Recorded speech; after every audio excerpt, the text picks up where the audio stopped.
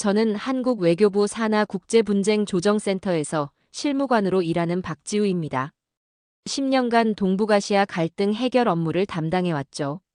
당신이라면 증오의 한복판에서 손을 내밀 수 있습니까? 그날 누구도 그를 돕지 않았습니다. 단 한 사람만 빼고요. 믿기지 않는 장면, 세 나라의 감정이 뒤섞인 그곳에서 벌어진 일이었어요. 중국 수저우 거리에서 벌어진 일이었습니다. 한 일본인이 돌에 맞아 피를 흘리며 쓰러져 있었어요. 수십 명이 지나갔지만 아무도 도우려 하지 않았죠.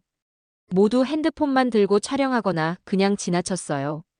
저는 그 순간 선택해야 했습니다. 그냥 지나치면 아무 문제 없을 상황이었어요. 하지만 피투성이가 된 사람을 외면할 수는 없었어요. 그래서 다가갔죠. 제 셔츠로 피를 닦아주면서요. 그 순간부터 모든 게 달라졌습니다. 저를 향한 시선들이 차갑게 변했어요. 너도 일본인 편이냐는 소리가 들렸죠. 제가 한국인이라는 게 알려지면서 상황은 더욱 복잡해졌어요. 이 이야기는 상상도 조작도 아닌 실화에 기반한 극적 전개입니다. 과연 그날 무슨 일이 일어났을까요? 그리고 한 사람의 작은 용기가 어떻게 새 나라를 움직이게 했을까요? 그럼 그때 그 놀라운 이야기를 처음부터 자세히 들려드리겠습니다. 저는 박지우 한국 외교부 산하 국제분쟁조정센터 실무관입니다. 동북아시아 갈등 조정이 제 전문 분야죠. 하지만 그 순간으로 바로 돌아가 보겠습니다. 중국 수저우의 한적한 거리였어요. 오후 3시쯤이었을 거예요. 저는 현지 출장 업무를 마치고 호텔로 돌아가는 길이었죠. 갑자기 앞쪽에서 소란이 일어났어요. 사람들이 우르르 몰려들고 있었습니다. 처음에는 무슨 사고인가 싶어서 천천히 다가갔어요. 그런데 정말 충격적인 장면이 펼쳐져 있었습니다. 한 남성이 바닥에 쓰러져 있었어요. 머리에서 피가 흘러내리고 있었죠. 옆에는 피 묻은 돌 하나가 떨어져 있었어요. 쓰러진 남성의 옆에는 30대 정도로 보이는 중국인 남성이 서 있었어요. 손에는 또 다른 돌을 들고 있었죠. 흥분한 표정으로 뭔가 소리치고 있었어요. 자세히 들어보니 일본어 욕설들이었어요. 일본 놈들은 다 죽어야 한다. 우리 땅에서 나가라. 이런 내용들이었죠. 쓰러진 사람을 보니 확실히 일본인 같았어요. 정장을 입고 있었고 가방에는 일본 회사 로고가 보였거든요. 아마 출장 온 직장인인 것 같았어요. 정말 끔찍한 광경이었어요. 피가 계속 흘러나오고 있는데 아무도 도우려 하지 않았어요. 오히려 사람들은 핸드폰을 들고 촬영하기 바빴죠. 한 사람이 말했어요. 일본 놈 당하는 거 보니까 속이 시원하네. 또 다른 사람은 이렇게 말했죠. 이런 일이 더 많아져야 해. 일본 놈들이 정신 차리게. 저는 정말 충격을 받았어요. 사람이 피를 흘리고 있는데 이런 반응이라니요. 아무리 역사적 감정이 복잡하다고 해도 이건 아니었어요.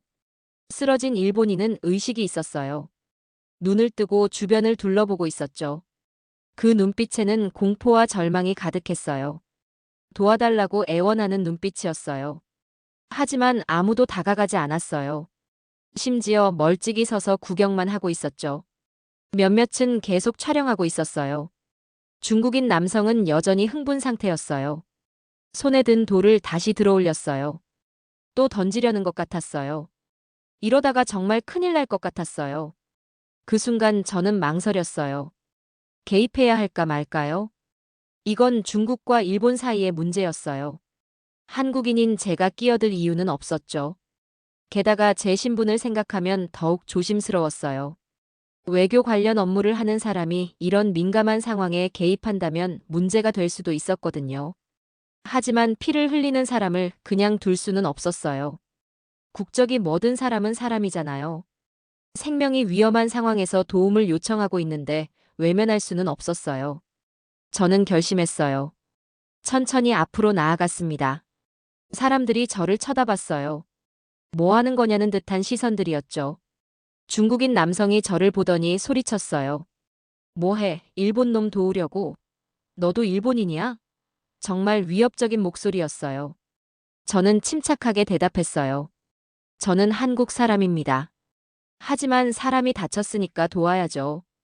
응급실에 데려가야 해요. 그러자 주변에서 웅성거림이 일어났어요. 한국 사람이 일본인을 도우려 한다는 거였죠. 어떤 사람은 한국도 일본 편이네라고 말했어요. 저는 더 이상 신경 쓸 겨를이 없었어요. 쓰러진 일본인에게 다가가서 상태를 확인했습니다. 의식은 있었지만 계속 피가 나고 있었어요. 제 가방에서 손수건을 꺼냈어요. 하지만 부족했어요. 그래서 제가 입고 있던 흰 셔츠를 벗었습니다. 그걸로 상처 부위를 눌러서 지혈하려고 했어요. 일본인이 저를 보더니 눈물을 흘렸어요. 고맙다는 뜻인지 미안하다는 뜻인지 알 수 없었지만 정말 간절한 눈빛이었어요. 저는 휴대폰으로 응급실에 신고했어요. 중국어로 상황을 설명하고 구급차를 요청했죠. 다행히 중국어는 어느 정도 할 수 있었어요. 그런데 주변 분위기가 점점 이상해졌어요. 사람들이 더 많이 몰려들었는데 시선이 따가웠어요. 저를 적대적으로 바라보는 사람들이 늘어났죠. 누군가 소리쳤어요. 한국 놈도 일본 놈 편이구나. 또 다른 사람이 말했어요. 역시 한국이랑 일본이랑 한패네. 저는 당황했어요. 단순히 사람을 도우려고 했을 뿐인데 이런 반응이 나올 줄 몰랐거든요. 하지만 이미 시작한 일이니까 끝까지 해야 했어요. 구급차가 도착하기까지 정말 길게 느껴졌어요. 그 사이 저는 계속 일본인의 상처를 압박하고 있었죠. 피가 많이 났지만 다행히 생명에는 지장이 없어 보였어요. 하지만 주변 상황은 점점 악화되고 있었어요. 사람들이 더 많이 몰려들었고 저를 향한 적대감도 커져갔죠. 한 중년 남성이 다가와서 말했어요. 당신 뭐 하는 사람이에요? 왜 일본인을 도와주는 거예요? 우리가 얼마나 고생했는지 몰라요? 저는 최대한 침착하게 대답했어요. 저도 역사를 알고 있어요. 하지만 지금은 사람 생명이 급해요. 나중에 이야기해요. 또 다른 사람이 끼어들었어요. 한국도 일본한테 당했으면서 왜 일본 편을 들어요? 이해할 수 없다고 했죠. 정말 답답했어요. 제가 일본 편을 드는 게 아니라 그냥 사람을 돕는 건데 사람들은 이해하지 못했어요. 그런데 더 큰 문제가 생겼어요. 누군가 이 상황을 동영상으로 촬영하고 있었던 거예요. 그것도 한두 명이 아니었어요. 한 젊은 여성이 핸드폰을 들고 저를 가까이서 찍고 있었어요. 저는 그녀에게 말했어요. 촬영하지 마세요. 이런 상황에서 촬영은 좀. 하지만 그녀는 듣지 않았어요. 오히려 더 가까이 와서 찍었죠. 이거 대박이에요. 한국 사람이 일본 사람 도와주는 거예요. 라고 중얼거렸어요. 저는 정말 불안해졌어요. 이 영상이 퍼지면 큰일 날 것 같았거든요. 제 신분상 이런 민감한 상황에 연루되는 건 좋지 않았어요. 하지만 이미 늦었어요. 여러 명이 각각 다른 각도에서 촬영하고 있었거든요. 막을 방법도 없었고요. 드디어 구급차가 도착했어요. 구급대원들이 내려서 일본인을 들것에 옮겼어요. 저도 함께 병원으로 가려고 했는데 구급대원이 만류했어요. 당신은 가족인가요? 관계가 어떻게 되세요? 구급대원이 물어봤어요. 저는 모르는 사람이라고 했어요. 그냥 도와준 것뿐이라고요. 그러자 구급대원이 말했어요. 그럼 병원에 올 필요 없어요. 우리가 알아서 할게요. 일본인이 구급차에 실려가면서 저를 바라봤어요. 입모양으로 고맙다고 말하는 것 같았어요. 저도 손을 흔들어줬죠. 구급차가 떠나고 나자 사람들의 시선이 모두 저에게 집중됐어요. 정말 부담스러웠어요. 어떻게 해야 할지 모르겠더라고요. 한 남성이 다가와서 말했어요. 당신 이름이 뭐예요? 어디서 왔어요? 기자인가요? 질문을 계속 던졌어요. 저는 그냥 일반인이라고만 했어요. 더 이상 말하고 싶지 않았거든요. 빨리 그 자리를 떠나고 싶었어요. 하지만 쉽지 않았어요. 사람들이 저를 둘러쌌거든요. 어떤 사람은 잘했다고 하면서 박수를 쳤지만 대부분은 의심의 눈초리였어요. 특히 처음에 일본인을 폭행했던 그 남성이 저를 째려봤어요. 너 뭔데 끼어들어? 일본 놈들이 우리한테 뭘 했는지 알아? 정말 위협적인 목소리였어요. 저는 최대한 빨리 그 자리를 벗어나려고 했어요. 사과의 말을 하고 천천히 뒤로 물러났죠. 하지만 몇몇 사람들이 따라왔어요. 호텔까지 가는 길이 정말 길게 느껴졌어요. 뒤에서 사람들이 중국어로 뭔가 이야기하는 소리가 들렸거든요. 아마 저에 대한 이야기인 것 같았어요. 호텔에 도착해서야 안도의 한숨을 쉬었어요. 하지만 마음은 복잡했어요. 과연 제가 한 일이 옳았을까요? 아니면 불필요한 개입이었을까요? 객실에 들어가서 거울을 봤어요. 셔츠는 피로 얼룩져 있었고 얼굴도 창백했어요. 정말 힘든 하루였어요. 샤워를 하면서 계속 생각했어요. 만약 저였다면 어땠을까? 낯선 나라에서 폭행당하고 피를 흘리는데 아무도 도와주지 않는다면 얼마나 절망적일까요? 그런 생각을 하니 제가 한 일이 틀리지 않았다는 확신이 들었어요. 비록 복잡한 상황에 휘말렸지만 사람으로서 해야 할 일을 한 거라고 생각했죠. 하지만 걱정도 됐어요. 촬영된 영상들이 어떻게 퍼질지 모르겠더라고요. 혹시 문제가 되지 않을까 하는 불안감이 있었어요. 그날 밤 잠을 잘 이룰 수 없었어요. 계속 그 일본인의 얼굴이 떠올랐거든요. 그리고 주변 사람들의 차가운 시선도요. 다음 날 아침 정말 충격적인 소식을 들었어요. 호텔 로비에서 아침을 먹는데 직원이 다가와서 말하더라고요. 어제 그 일로 지금 인터넷이 난리라고요. 급하게 핸드폰을 확인해 봤어요. 중국 소셜미디어 웨이보에 제 영상이 올라와 있었어요. 한국인이 일본인을 보호했다는 제목으로요. 조회수가 벌써 100만을 넘어서고 있었어요. 댓글도 수천 개가 달려 있었죠. 대부분 부정적인 반응들이었어요. 한국도 결국 일본 편이네요. 역사를 잊었나 봐요. 이런 댓글들이 대부분이었어요. 몇몇 긍정적인 댓글도 있었지만 소수였죠. 더 놀라운 건 다른 영상들도 있었다는 거예요. 여러 각도에서 찍힌 영상들이 계속 올라오고 있었어요. 제가 셔츠를 벗어서 지혈하는 장면까지 다 찍혀 있었죠. 중국뿐만 아니라 다른 나라 소셜미디어에도 퍼지고 있었어요. 일본 트위터에서도 화제가 되고 있었고 한국에서도 논란이 일고 있었어요. 정말 당황스러웠어요. 단순히 사람을 도와준 것뿐인데 이렇게 큰 이슈가 될 줄 몰랐거든요. 더 큰 문제는 제 신원이 밝혀질 위험이 있다는 거였어요. 영상에 제 얼굴이 선명하게 나와 있었거든요. 누군가 신원을 추적하면 찾을 수 있을 것 같았어요. 그때 휴대폰이 울렸어요. 한국에서 온 전화였어요. 서울에 있는 동료 김 과장이었죠. 지우야, 너 지금 뭔 짓을 한 거야? 인터넷에 내가 나와 있더라. 상부에서 난리 났어. 급하게 말했어요. 저는 상황을 간단히 설명했어요. 그냥 사람을 도와준 것뿐이라고요. 하지만 김 과장은 심각하다고 했어요. 지금 외교부에서 비상이야. 중국 쪽에서 항해 전화도 왔고 일본 쪽에서도 연락이 왔어. 너 빨리 돌아와야 해. 정말 심각한 상황이 된 것 같았어요. 제가 개인적으로 한 일이 외교 문제로 번진 거였죠. 호텔에서 체크아웃 하려는데 직원들이 저를 이상하게 봤어요. 아마 영상을 본 것 같았어요. 어떤 직원은 고개를 끄덕이며 미소를 지었지만 어떤 직원은 차갑게 쳐다봤어요. 공항으로 가는 택시 안에서도 운전기사가 저를 계속 거슬렸어요. 어제 일본인 도와준 한국 사람 맞죠? 라고 물어봤어요. 저는 아니라고 했지만 운전기사는 믿지 않는 것 같았어요. 계속 백미러로 저를 쳐다봤거든요. 공항에 도착해서도 문제였어요. 몇몇 사람들이 저를 알아보는 것 같았어요. 수군거리면서 사진을 찍으려는 사람들도 있었죠.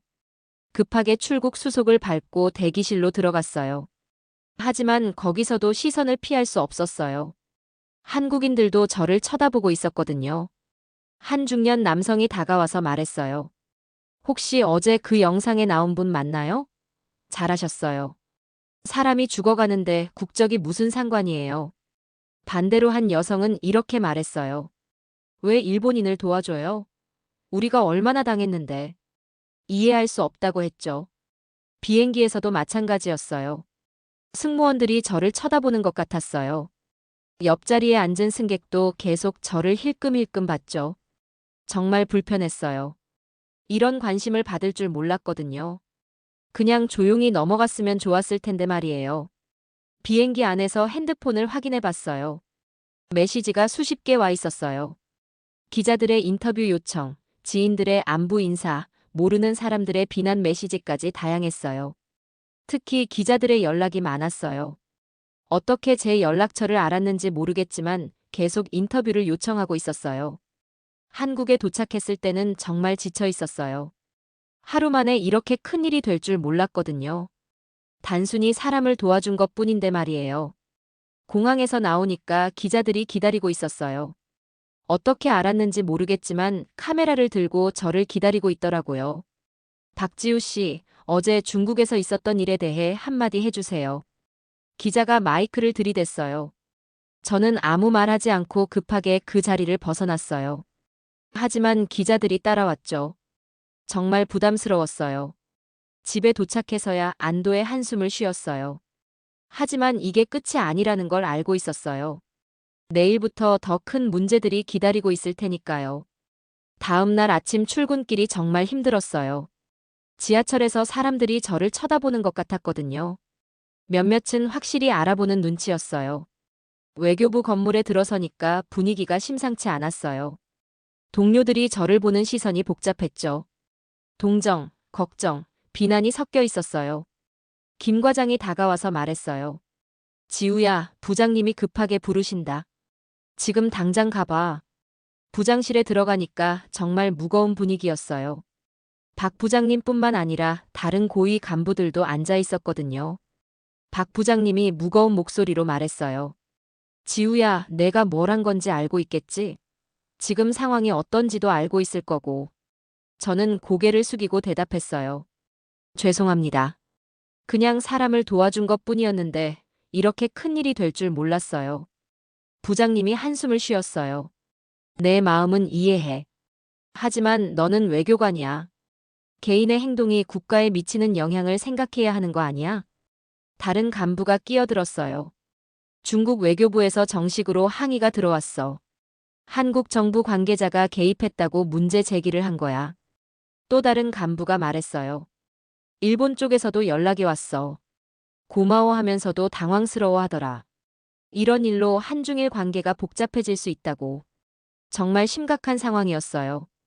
제가 한 작은 행동이 세 나라의 외교 관계에까지 영향을 미치고 있었던 거죠. 박 부장님이 말했어요. 일단 언론 인터뷰는 절대 하지 마. 그리고 한동안 해외 출장은 자제하는 게 좋겠어. 상황이 진정될 때까지. 저는 알겠다고 대답했어요. 하지만 마음속으로는 억울했어요. 잘못한 게 없는데 왜 이런 처벌을 받아야 하는지 이해가 안 됐거든요. 사무실로 돌아가니까 동료들의 시선이 부담스러웠어요. 어떤 사람은 동정의 눈빛을 보냈지만 어떤 사람은 못마땅해 하는 것 같았어요. 이 과장이 조용히 다가와서 말했어요. 지우야, 힘내. 내가 한 일은 틀리지 않았어. 다만 타이밍이 안 좋았을 뿐이야. 하지만 최 대리는 다른 반응이었어요. 왜 굳이 그런 일에 끼어들었어요? 우리 입장만 어려워졌잖아요. 좀 섭섭하다는 말투였어요. 점심시간에 혼자 식당에 앉아 있는데 다른 부서 직원들이 제 이야기를 하는 소리가 들렸어요. 국제분쟁조정센터 박지우가 중국에서 일본인 도와줬다더라. 참 용감한 것 같기도 하고. 한 사람이 말했어요. 다른 사람이 대답했어요. 하지만 외교관이 그런 일에 개입하는 게 맞나? 개인적으로는 훌륭하지만 직업적으로는 문제지. 또 다른 사람이 끼어들었어요. 그래도 사람 목숨이 걸린 일인데 그냥 지나칠 수 있어요? 저는 못하겠던데. 이런 대화를 들으면서 정말 복잡한 마음이었어요.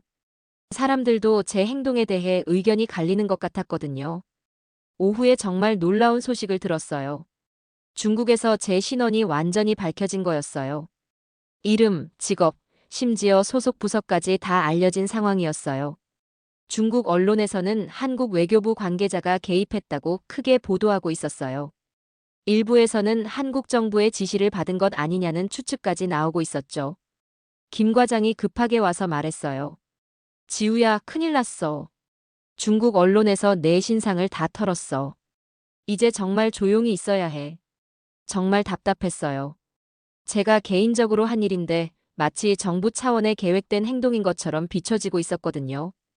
일본 언론의 반응은 또 달랐어요. 한국 외교관의 인도적 행동이라며 긍정적으로 보도하고 있었어요. 하지만 그것도 부담스러웠어요. 저녁에 집에 돌아가니까 부모님이 걱정스러운 표정으로 기다리고 계셨어요. 뉴스에서 봤다면서 괜찮냐고 물어보셨죠. 어머니가 말씀하셨어요. 지우야, 내가 한 일은 잘한 거야. 하지만 너무 힘들어하지 마. 시간이 지나면 다 잊혀질 거야. 아버지도 격려해 주셨어요. 사람이 죽어가는데 도와주는 게 당연한 거지. 무슨 나라든 사람은 사람이야. 부모님의 위로가 정말 고마웠어요. 적어도 가족들은 제 편이라는 생각이 들었거든요. 하지만 그날 밤에도 잠을 잘 이룰 수 없었어요. 내일부터 어떻게 될지 걱정되었거든요. 언론의 관심이 계속될 것 같았고 직장에서도 눈치를 봐야 할 것 같았어요. 핸드폰을 확인해 보니 메시지가 또 수십 개 와 있었어요. 기자들의 인터뷰 요청은 여전했고 모르는 사람들의 응원 메시지도 있었어요. 한 메시지가 인상 깊었어요. 저도 해외에서 어려움을 겪었는데 현지인이 도와줘서 정말 고마웠어요. 당신이 한 일이 바로 그런 거예요. 용기 내주셔서 감사해요. 이런 메시지를 보면서 조금 위안이 됐어요. 적어도 제 행동을 이해해주는 사람들이 있다는 걸 알 수 있었거든요. 하지만 동시에 비난 메시지들도 있었어요. 왜 일본인을 도와줬냐, 역사를 잊었냐, 이런 내용들이었죠. 이런 메시지들을 보면 정말 마음이 아팠어요. 그날 밤 정말 많은 생각을 했어요. 과연 제가 한 일이 옳았을까? 다시 그런 상황이 온다면 똑같이 행동할까? 이런 고민들이 머릿속을 맴돌았어요. 결론은 똑같았어요. 다시 그런 상황이 와도 저는 똑같이 행동할 거예요. 사람의 생명보다 중요한 건 없다고 생각하거든요. 다음 날 정말 예상치 못한 일이 벌어졌어요. 일본 대사관에서 정식으로 한국 정부에 감사 인사를 전해온 거였어요. 박 부장님이 저를 불러서 말했어요.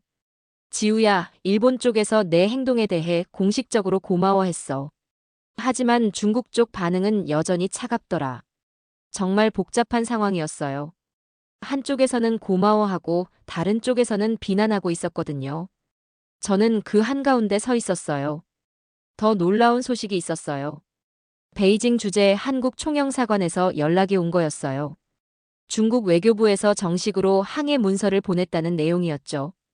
항해 내용은 이런 거였어요. 한국 정부 관계자가 중국 내정에 개입했다. 양국 관계에 악영향을 줄 수 있는 행동이었다. 재발 방지를 요구한다. 정말 어이없었어요. 사람을 도와준 게 내정 개입이라니요. 하지만 외교적으로는 민감한 문제가 될 수 있다는 것도 이해했어요. 반면 도쿄 주재 한국 대사관에서는 다른 소식이 왔어요. 일본 외무성에서 박지우 실무관의 인도적 행동을 높이 평가한다고 했다는 거였어요. 일본 언론의 반응도 뜨거웠어요. 한국과 일본 사이의 어려운 관계에도 불구하고 한국 외교관이 일본인을 도왔다며 큰 의미를 부여하고 있었어요.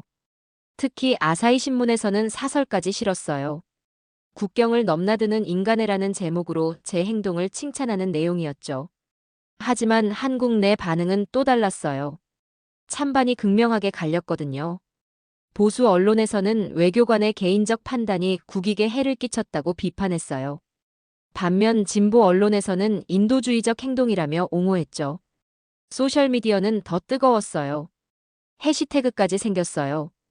박지우 지지, 일본 인도 우기 반대, 인간 애실천 등등 다양한 해시태그가 트렌드에 올랐어요. 찬성하는 사람들의 댓글을 보면 이런 것들이었어요. 사람이 죽어가는데 국적이 무슨 상관이에요. 박지우 실무관 잘했어요. 이런 게 진짜 외교예요.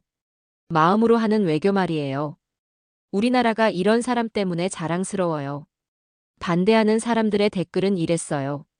일본이 우리한테 뭘 했는지 잊었나요? 왜 일본인을 도와줘요? 외교관이 개인 감정으로 행동하면 안 되죠. 국익을 생각해야 해요. 중국과의 관계만 나빠졌네요. 득보다 실이 크다고 봐요. 이런 반응들을 보면서 정말 마음이 복잡했어요. 사람들이 이렇게까지 극명하게 갈릴 줄 몰랐거든요. 더 놀라운 건 해외 반응이었어요. CNN에서 이 소식을 다뤘어요. 동북아시아의 복잡한 감정 속에서 일어난 인도주의적 행동이라고 평가했죠. BBC에서도 특집으로 다뤘어요. 한국 외교관의 용기 있는 행동이 국제사회에 던지는 메시지라는 관점에서 분석했어요. 심지어 프랑스 르몽드에서도 사설을 실었어요. 국경을 넘나드는 연대의식이라는 제목으로 제 행동을 긍정적으로 평가했죠. 이런 해외 반응을 보면서 조금 위안이 됐어요. 적어도 국제사회에서는 제 행동을 이해해주는 것 같았거든요. 하지만 직장에서는 여전히 눈치를 봐야 했어요. 동료들 중에서도 의견이 갈렸거든요. 어떤 사람은 잘했다고 하지만 어떤 사람은 경솔했다고 생각하는 것 같았어요. 점심시간에 후배 정사원이 조심스럽게 다가와서 말했어요. 선배님, 저는 선배님이 잘하셨다고 생각해요. 저 같으면 그런 용기 못 냈을 것 같아요. 반면 선배 차 과장은 다른 반응이었어요. 지우야, 마음은 이해하지만 너무 성급했어. 외교관은 개인보다 국가를 먼저 생각해야 하는 거 아니야? 이런 반응들 속에서 저는 점점 위축되어 갔어요. 과연 제가 한 일이 옳았을까 하는 의문이 들기 시작했거든요. 그런데 그날 오후 정말 뜻밖의 연락이 왔어요. 중국 수저우 병원에서 전화가 온 거였어요. 통역을 통해 들은 이야기는 정말 놀라웠어요. 제가 도왔던 그 일본인이 의식을 완전히 회복했다는 소식이었어요. 그리고 저를 찾고 있다는 거였죠. 병원 직원이 말했어요. 환자가 계속 한국 여성을 찾고 있어요. 정말 고마워하면서 꼭 연락하고 싶어 해요. 저는 정말 기뻤어요. 그분이 무사하다는 소식을 들으니까 마음이 한결 가벼워졌거든요. 적어도 생명을 구했다는 보람은 있었어요. 하지만 직접 연락하기는 조심스러웠어요. 지금 상황에서 일본인과 직접 연락한다면 또 다른 논란이 될 수 있었거든요. 그래서 병원 측에 말했어요. 제가 무사하다는 것만 전해주세요. 직접 연락은 어려울 것 같다고요. 하지만 그분은 포기하지 않았어요. 며칠 후 정말 뜻밖의 방법으로 연락이 왔어요. 한국 주재 일본 총영사관을 통해서였어요. 총영사관에서 외교부로 공식 문서가 왔어요. 일본 국민 다나카 히로시가 박지우 실무관에게 개인적으로 감사 인사를 전하고 싶다는 내용이었어요. 박 부장님이 저를 불러서 말했어요. 지우야, 일본 쪽에서 정식으로 면담을 요청했어. 어떻게 할래? 저는 고민했어요. 만나고 싶은 마음은 있었지만 지금 상황에서는 부담스러웠거든요. 혹시 또 다른 논란이 될까봐 걱정됐어요. 하지만 부장님이 말씀하셨어요. 이미 공식적으로 요청이 들어온 이상 거절하기도 어려워. 그리고 인도적 차원에서 한번 만나보는 것도 나쁘지 않을 것 같은데. 결국 총영사관에서 비공개로 만나기로 했어요. 언론에는 공개하지 않기로 하고요. 만나는 날이 정말 떨렸어요. 과연 그분이 어떤 이야기를 할까 궁금했거든요. 총영사관에 도착하니까 영사관 직원들이 따뜻하게 맞아줬어요. 정말 고생했다면서 격려해 주더라고요. 다나카 씨를 만났을 때 정말 놀랐어요. 머리에 붕대를 감고 있었지만 생각보다 건강해 보였거든요. 그리고 정말 진심으로 고마워하는 표정이었어요. 처음에는 통역을 통해 대화했어요. 다나카 씨가 말했어요. 그날 정말 절망적이었어요. 아무도 도와주지 않아서 정말 죽는 줄 알았어요. 그런데 당신이 나타났어요. 마치 천사 같았어요. 당신이 아니었다면 저는 정말 어떻게 됐을지 몰라요. 저는 당연한 일을 했을 뿐이라고 말했어요. 누구라도 그런 상황에서는 도와줬을 거라고요. 하지만 다나카 씨는 고개를 저었어요. 아니에요. 그날 거기에 있던 수십 명 중에서 당신만이 도와줬어요. 그게 얼마나 용기 있는 일인지 알아요. 그러면서 정말 놀라운 이야기를 했어요. 사실 저는 한국을 별로 좋아하지 않았어요. 역사 문제 때문에 감정이 좋지 않았거든요. 하지만 당신을 만나고 생각이 완전히 바뀌었어요. 한국 사람들이 이렇게 따뜻한 마음을 가졌다는 걸 알게 됐어요. 그 말을 듣고 정말 감동했어요. 제 작은 행동이 한 사람의 마음을 바꿨다는 것이 믿어지지 않았거든요. 다나카 씨는 계속 말했어요. 저는 일본으로 돌아가서 이 이야기를 많은 사람들에게 할 거예요. 한국 사람이 얼마나 훌륭한지 알려줄 거예요. 그리고 제게 편지 한 통을 건넸어요. 직접 쓴 손편지였어요. 한국어로 열심히 써서 주신 거더라고요. 편지에는 이런 내용이 적혀 있었어요. 박지우님께. 그날 당신이 없었다면 저는 사람이기를 포기했을 겁니다. 한국인은 저에게 적도 동맹도 아닌 진짜 인간이었습니다. 평생 잊지 않겠습니다. 다나카 히로시 올림. 편지를 읽으면서 눈물이 났어요. 이런 진심 어린 감사를 받을 줄 몰랐거든요. 그동안의 모든 스트레스가 한순간에 날아가는 기분이었어요. 다나카 씨는 마지막으로 이렇게 말했어요. 저는 일본 외무성에 이 일을 정식으로 보고할 겁니다. 한국인의 인도적 행동을 명예회복의 사례로 기록하겠어요. 총영사관을 나오면서 정말 뿌듯했어요. 비록 많은 어려움이 있었지만 적어도 한 사람의 마음을 움직인 것만큼은 확실했거든요. 하지만 여전히 한국 내 반응은 복잡했어요. 일본인과 만났다는 소식이 알려지면서 또 다른 논란이 일었거든요. 며칠 후 정말 예상치 못한 소식을 들었어요. 다나카 씨가 일본에서 기자회견을 열었다는 거였어요. 그것도 한국인에 대한 감사 인사를 위해서요. 일본 언론에서 대서특필했어요. 한국 외교관에게 목숨을 구한 일본인의 감사 인사라는 제목으로 큰 기사가 나왔어요. 다나카 씨는 기자회견에서 이렇게 말했어요. 저는 그동안 한국에 대해 좋지 않은 감정을 가지고 있었습니다. 하지만 박지우 씨를 만나고 완전히 생각이 바뀌었어요. 그분은 저를 일본인으로 보지 않았어요. 그냥 도움이 필요한 한 사람으로 봐주었어요. 이것이 진정한 국제적 마인드라고 생각해요. 저는 이제 한국을 다시 보게 됐어요. 한국 사람들의 따뜻한 마음을 알게 됐고 양국 관계도 새로운 시각으로 보게 됐어요. 이 기자회견이 일본에서 큰 화제가 됐어요. 소셜미디어에서도 뜨거운 반응이 있었죠. 일본 네티즌들의 댓글을 보니 이런 것들이었어요. 한국 사람이 정말 훌륭하네요. 우리도 배워야 할 것 같아요. 이런 게 진정한 국제관계인 것 같아요. 서로 미워할 이유가 없죠. 박지우 씨 같은 분이 더 많아졌으면 좋겠어요. 하지만 일부 극우 성향의 댓글들도 있었어요. 한국인에게 고마워할 필요 없다. 이런 내용들이었죠. 하지만 대부분은 긍정적인 반응이었어요. 더 놀라운 건 일본 외무성의 공식 발표였어요.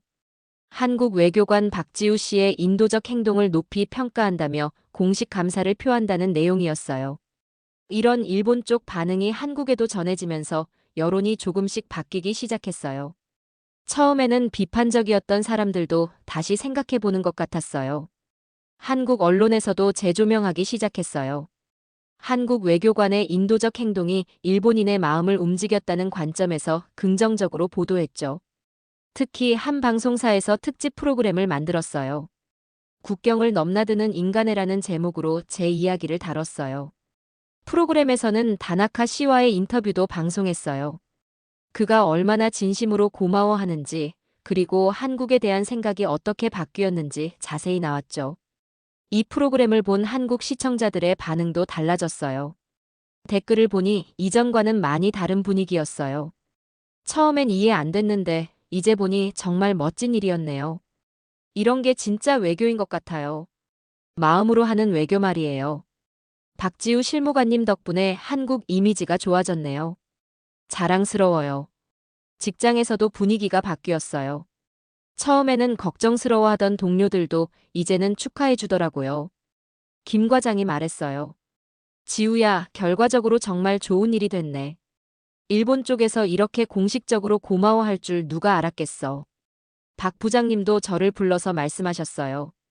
처음에는 걱정했는데 이제 보니 정말 훌륭한 외교 성과야. 내 덕분에 한일 관계에 새로운 전기가 마련됐어. 하지만 중국 쪽 반응은 여전히 차가웠어요. 일본에서 이런 일이 벌어지자 오히려 더 경계하는 것 같았어요. 중국 언론에서는 한국이 일본 편을 든다며 비판적으로 보도했어요. 한일 밀착을 우려한다는 논조였죠. 하지만 저는 이제 확신이 들었어요. 제가 한 일이 틀리지 않았다는 것을요. 비록 모든 사람이 이해해주지는 않지만 적어도 한 사람의 마음을 움직였다는 것만으로도 의미가 있었어요. 그리고 더 중요한 건 이 일을 통해 한일 관계에 작은 변화라도 가져올 수 있었다는 거였어요. 정치적 갈등을 넘어서 인간 대 인간으로 만날 수 있다는 가능성을 보여준 거죠. 6개월 후 정말 뜻밖의 기회가 찾아왔어요. 유엔 본부에서 열리는 국제 인도주의 포럼에 한국 대표로 참석해 달라는 요청이 온 거였어요. 주제는 국경을 넘나드는 인도주의 실천이었어요. 제 사례를 바탕으로 발표를 해달라는 거였죠. 처음에는 부담스러웠어요. 이런 큰 무대에서 제 이야기를 할 자신이 없었거든요. 하지만 동료들과 상사들이 모두 격려해줬어요. 박 부장님이 말씀하셨어요. 지우야, 이건 개인적인 영광이 아니라 한국 외교의 위상을 높이는 기회야. 꼭 해야 해. 뉴욕에 도착했을 때 정말 떨렸어요. 세계 각국의 외교관들과 국제기구 관계자들이 모인 자리였거든요. 더 놀라운 건 다나카 씨도 와 있었다는 거예요. 일본 정부 초청으로 증언자 자격으로 참석한 거였어요. 발표 전날 밤 다나카 씨와 다시 만났어요. 6개월 만에 보는 건데 정말 건강해 보였어요. 다나카 씨가 말했어요. 박지우 씨, 저는 일본에서 계속 당신 이야기를 하고 있어요. 많은 사람들이 감동받고 있어요.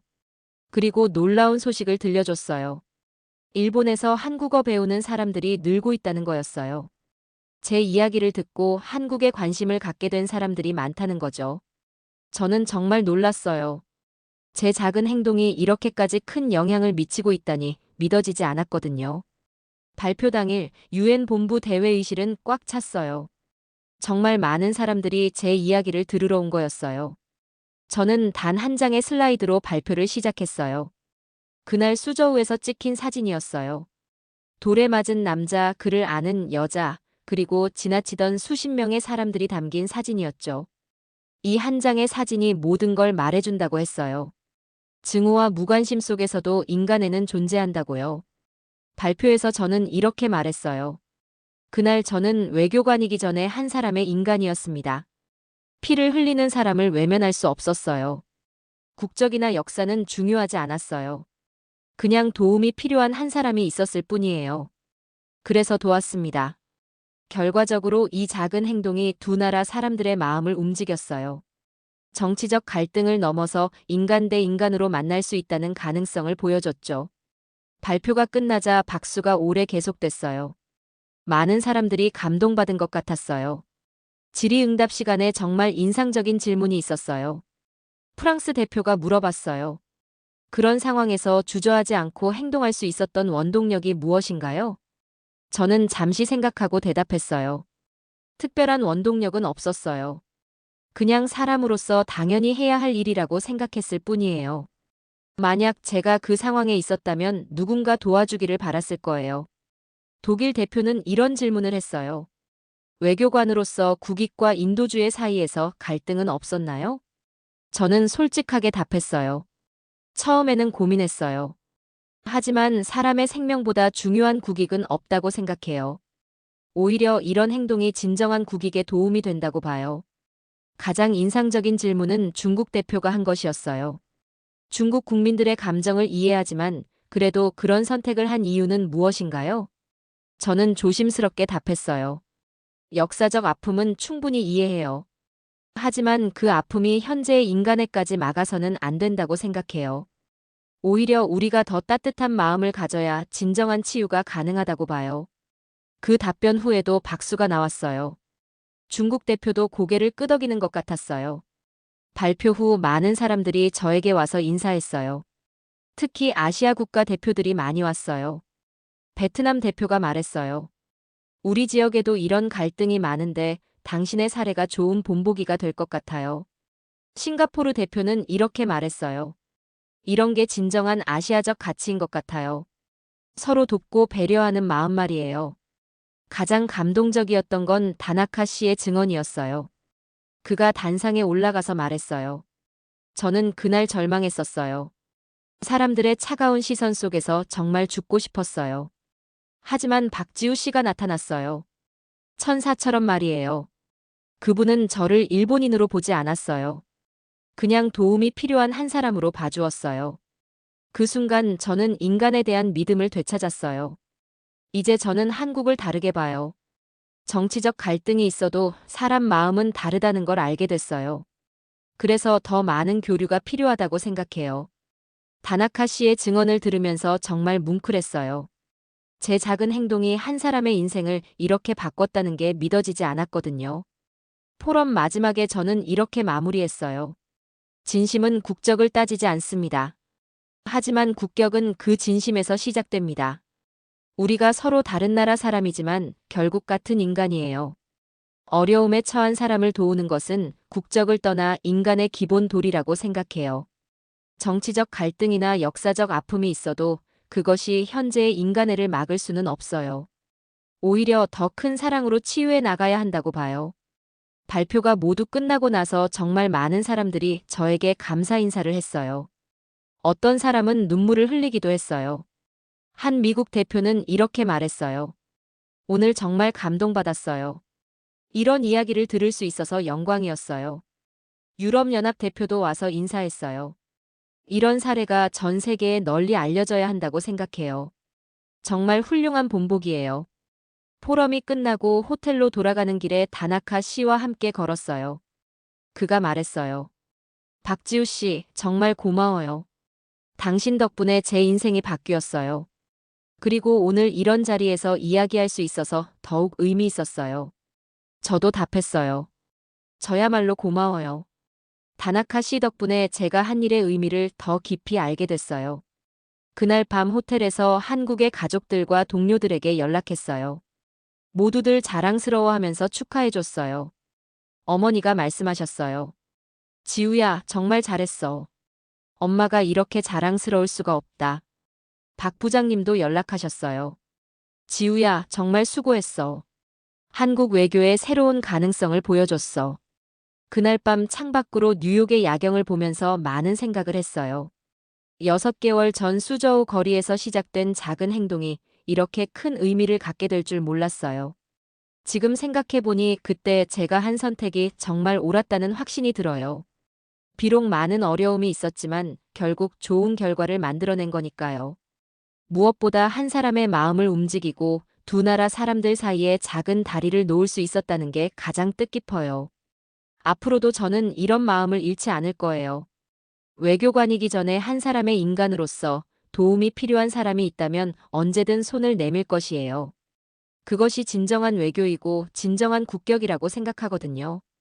증오의 한복판에서도 손을 내밀 수 있는 용기, 그것이 바로 우리가 지켜야 할 가치라고 믿어요.